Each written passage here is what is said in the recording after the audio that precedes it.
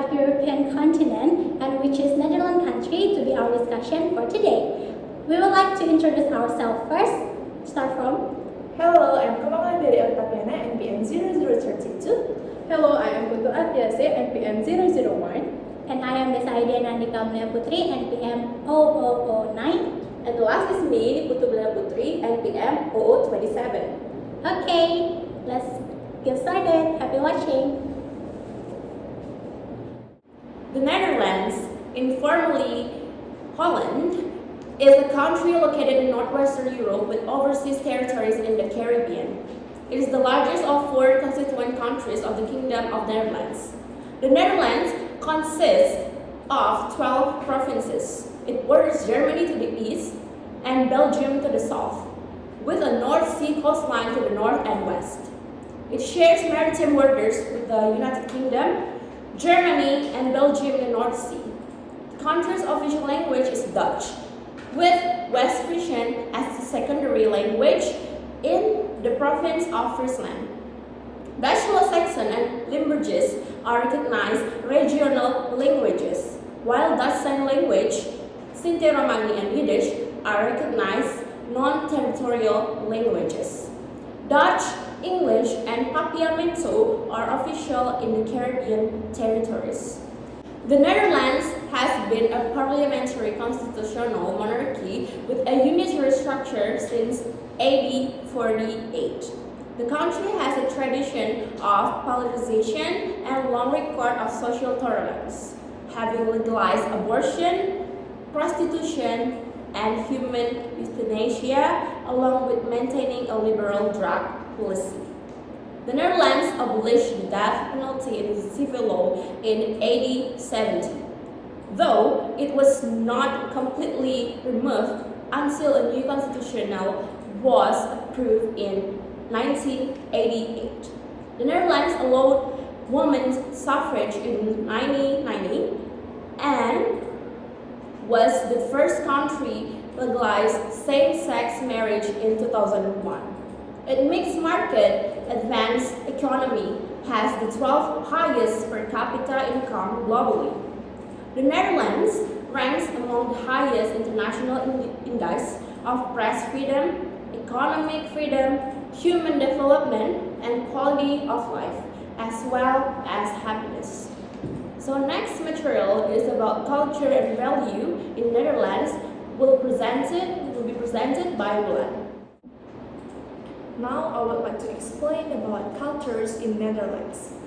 First, kiss as a greeting. In the Netherlands, greeting people when you enter a certain situation is polite. In personal settings with friends or family, the Dutch commonly greet each other by kissing 3 times on alternating cheeks.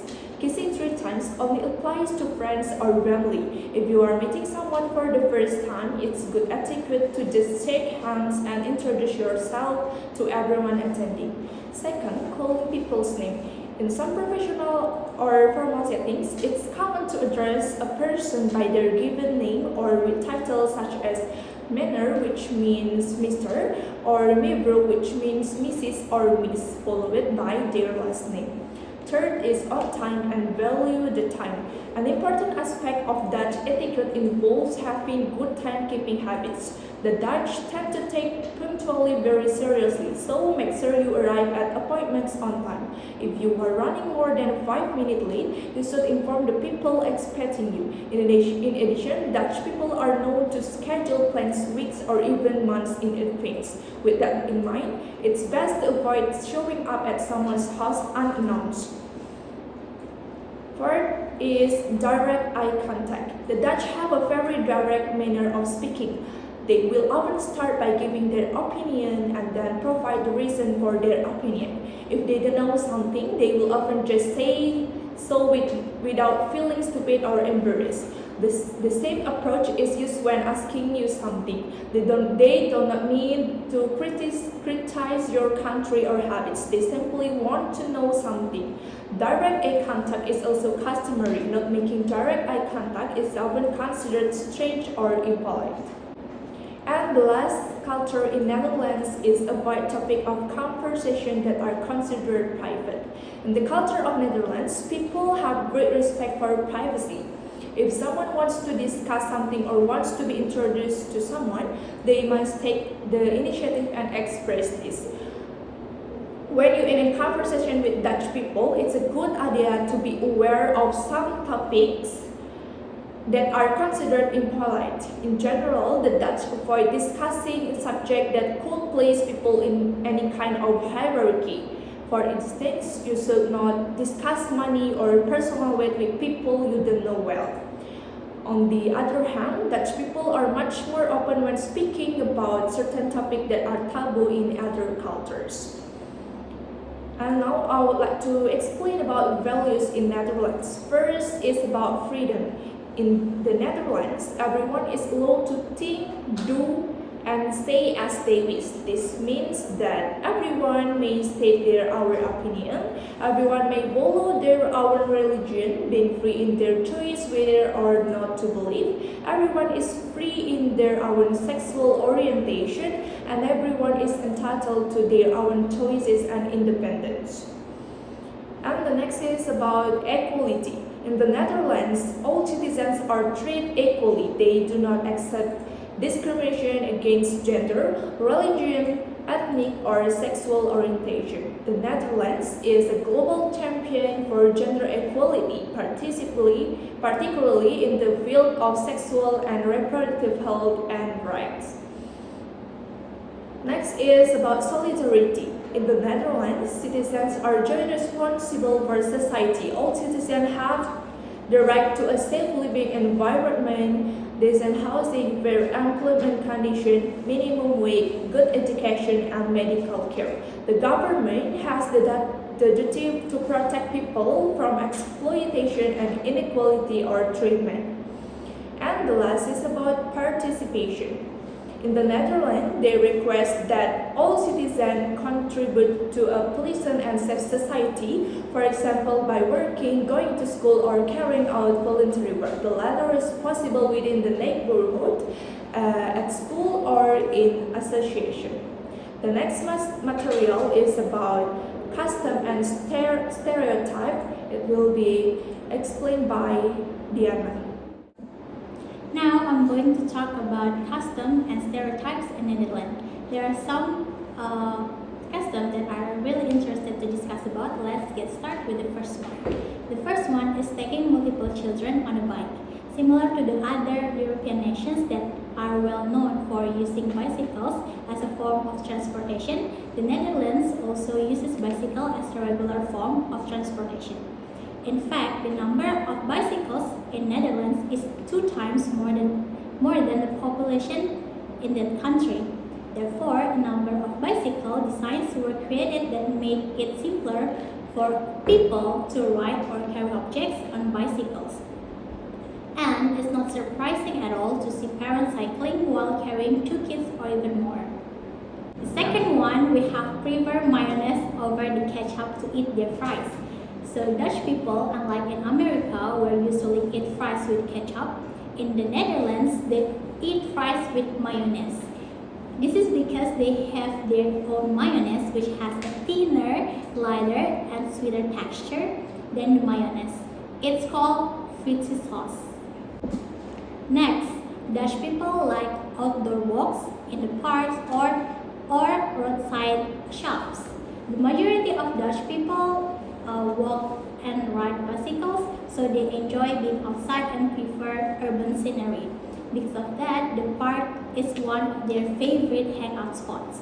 They also enjoy shopping at the stores that are located near the road, where they can still see the sky and outside the scenery.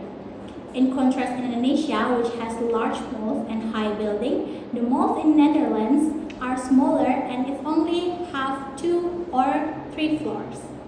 Next is the habit of Dutch people of eating bread like the most European countries. The Dutch prefer dry and cold food, but not because food doesn't taste good, but it is just a matter of their habit. They eat sandwiches, bread, butter, some kind of deli and slices, whether it's slices of meat or cheese. What makes the Netherlands a little bit different that they use cheese topping more often than other European countries, because Netherlands is the largest cheese exporter in the world, and the Dutch really like to eat cheese. Next, this is the most interesting custom in the Netherlands, which is the Dutch people hang calendar in the loose. The toilet is a place where Dutch people hang their birthday calendars. It is because if you forget someone's birthday, it is considered really rude in Netherlands. So, a birthday calendar helps people keep track with these important dates. But I don't know why they are hanging the calendars in their toilet. But it is interesting. Now, let's jump to discuss about the stereotypes in Netherlands. Let's get started with the common one stereotypes, which is all Dutch are blonde, tall, and have blue eyes. This is actually correct because the stereotype is indeed true only if you consider the people who are ethnically Dutch. Dutch people are the tallest people in the world with 184 centimeters on average for men and 170 centimeters for women. Dyeing your hair blonde and putting on the blue contact lenses won't make you feel any special in the Netherlands. However, with the arrival of immigrants from all over the world, this one's effect can be just another stereotype. Because bicycle is the most frequently used transportation that Dutch people use, so it's not surprising that every Dutch shed keeps at least a dozen bicycles. The Netherlands has a growing population of 17 million people. Altogether, the Dutch own 22.5 million bicycles. This means that on average they own 1.3 bicycles per capita. More than any other country in the world, there are more bicycles than people in the Netherlands. For short distance, people prefer biking over driving and walking. Dutch will take their bikes and ride distance up to 20 kilometers to get to school. Every season, rain or shine, summer or winter, Dutch are seen on their bikes. There is probably nowhere else you will see many women in elegant dress or skirts pedaling on their bikes. The third stereotype is all Dutch are greedy. There must be a reason why splitting bill is called going Dutch. It is true that many Dutch keep a tight watch over their money. Men are unlikely to pay for their dates. Split bill is a common thing, they just try to be fair. The next stereotype is all Dutch people are rude. If you come from a country where they beat around the bush, it can seem that way. This is definitely a misunderstanding of foreign people about Dutch people in Netherlands. They are outspoken, who value honesty and hate bullshit. Beating around the bush is not popular there. Therefore, in conveying their opinions, they will also be frontal and vocal. The Dutch are high all the time. It's actually not true because even though in Netherlands drugs is illegal, but Dutch are not big consumer of drugs. This may be the most prevalent misconception about Dutch people, or at that very at least, it is something they are known for. But compared to the high percentage, nearly twice as high as in the USA, of soft drug users, the Netherlands actually has fewer addicts and users because soft drugs are legalized there. The last stereotype is Dutch are addicted to cheese. There is cheese shops in every corner of the streets. The Dutch are not just enthusiast producers and exporters of cheese. They also love to eat cheese. The per capita consumption of cheese in the Netherlands was around 17.4 kilos in 2021, and according to the recent Statista forecast, this was expected to fluctuate until at least 2025. And there is no doubt that there are tons of cheese shops in the roadside. So that's all the discussion about custom and stereotypes in Netherlands. So the next discussions is about culture conflict and verbal and non-verbal communication that will be presented by Atiasi. Now I would like to continue to talk about the culture conflict in the Netherlands. The primary actor in the culture conflict in the Netherlands are native ethnic Dutch and the immigrant Muslim population from Morocco and Turkey, as well as their children. Traditionally, the Dutch have a distinction between allochtoon and autochthon. Roughly translated, autochthon refers to the immigrants and their children. Autochthon refers to the ethnic Dutch. The conflict in the Netherlands is primarily between autochthon and allochthon. Several secondary practices can be identified, especially in relation to the radicalization of Dutch Muslim. Attention to the problem of radical Muslims in the Netherlands began in the last part of the 1990s to the period 1995. The Dutch General Intelligence and Security Service had considered radical Dutch Muslims as a low-level threat. The problem of violence and strife among Muslims in the Netherlands is seen to be largely problem associated with young Muslim men. Statistics from the Dutch Central Statistics indicate that the person of Morocco or Turkish descent account for 5.8% and 3.8% of crime in the Netherlands, respectively, an admittedly large proportion. Simply put, these children of immigrants from Morocco and Turkey feel torn between the culture of their parents and the culture of the Netherlands. This crisis to identify manifests itself in the two ways. First, there is a generational divide between them and their parents in that youth to not feel connected to the culture and tradition of their parents' country of origin. Second, there is a divide between the young Dutch culture in that autochthon. Dutch do not fully accept them either. What results in that Dutch youth feel aliens from both their parents, the society, and have a hybrid identity that is not recognized by their direct environment. Now I would like to continue to talk about the verbal and non-verbal communication in the Netherlands. The first one is about the verbal. First is direct communication. Dutch tend to have a direct communication style, speaking quite frankly in a straightforward manner. At times, this might be misunderstood as a rude, especially if one is not used for rightness. And the second one is communication style. Dutch tend to speak in friendly tone of voice and often in short sentence. Expressive politeness is often viewed as disrespectful as it might imply a lack distract in communication. The third one is humor. Much of Dutch humor relates to the scandal. Dutch humor might also be cheeky or nude. Irony and sarcasm are often not appreciated as many Dutch that what others say at face value. And the last one is formality. In the Dutch language, different forms of expression indicate varying levels of the courtesy and formality. Now I would like to continue about the non-verbal communication in the Netherlands. The first one is personal speech. Many Dutch value their personal speech and do not appreciate it being invited by others. Dutch might have their furniture arranged in a way that puts more distance between people in a room. And the second one is physical contact. Among friends and family, like touching of the arm, shoulder, and hand is acceptable. The Dutch are generally less tactile among strangers and acquaintances. It is common for couples to display affection in the public. And the third one is body language. Dutch people rely heavily on a word and generally make less use of body language to emphasize a point in communication. The number 4 is eye contact. Holding eye contact is value and shows sincerity. Occasionally, diverting your gaze is common and can help create a more comfortable situation. And the last one is gesture. Putting your index finger to the temple of your head or forehead is considered an insult as it indicates that the person you are talking about is crazy.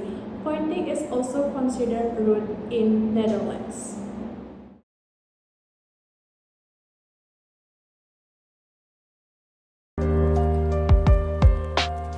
Europe. Netherlands. Currently, I live in Netherlands, which is a high context culture. However, I consider myself as a low context person. I see myself clashing with Dutch culture a lot.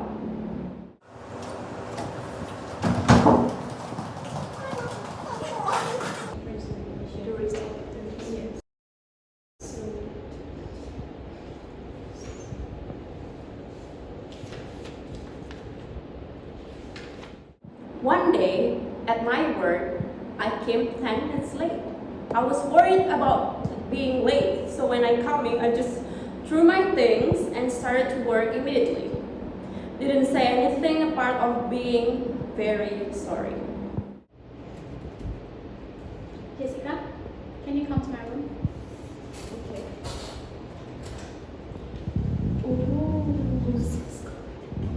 What happened? Do you know why I call you here? What did I do? You're late today.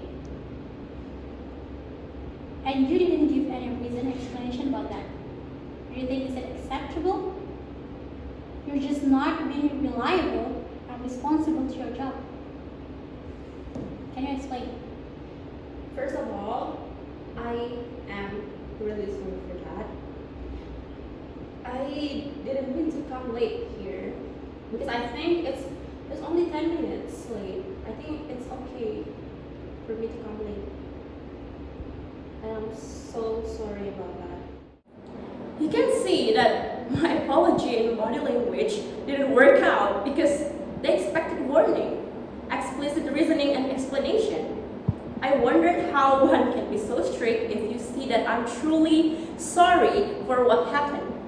I even said that as a human being, it's normal to make mistakes, and I shouldn't be blamed for such a minor mistake. Next time, please at least give me a reason and explain why you're late. Otherwise, I will not count your first hour of work. Understand? Yes, I understand.